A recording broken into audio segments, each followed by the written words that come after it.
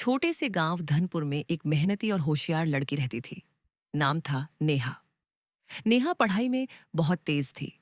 इस बार उसने अपने स्कूल की परीक्षा में पहली रैंक हासिल की थी। स्कूल की मैडम ने तारीफ करते हुए कहा था, नेहा जैसी बेटियां ही देश का भविष्य है।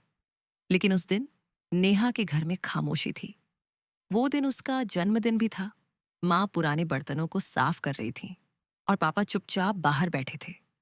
पापा ने गहरी सांस लेते हुए कहा, काश इस बार के लिए ही एक छोटा सा केक ला पाते। माँ की आंखें भर आईं।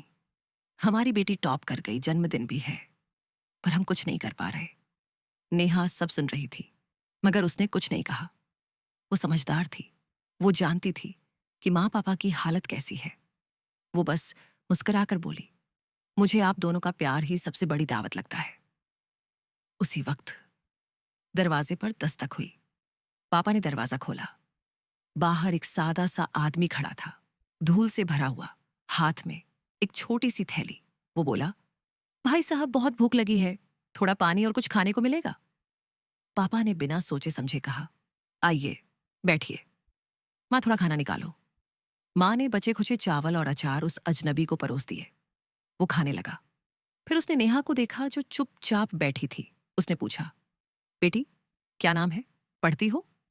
नेहा ने विनम्रता से जवाब दिया, जी मेरा नाम नेहा है, इस बार स्कूल में टॉप किया है। उसकी आंखों में चमक थी और आवाज में आत्मविश्वास। माँ ने मुस्कुराते हुए जोड़ा, आज इसका जन्मदिन भी है, पर हम कुछ खास नहीं कर सके। अजनबी चुपचाप उठ खड़ा हुआ। उसने अपनी थैली खोली और जैसे ही उसने हाथ घुमाया, सब हक्के बक्के रह गए। उसके हाथ में एक सुंदर सा, ताजा और रंग बिरंगा केक था। उसने कहा, नेहा, ये तुम्हारे ज्ञान, सादगी और तुम्हारे माँ पापा की दरियादिली के लिए। सबकी आंखें भर आईं। नेहा ने मोमबत्तियां बुझाईं और पहली बार जिंदगी में अपने लिए ताली सुनी।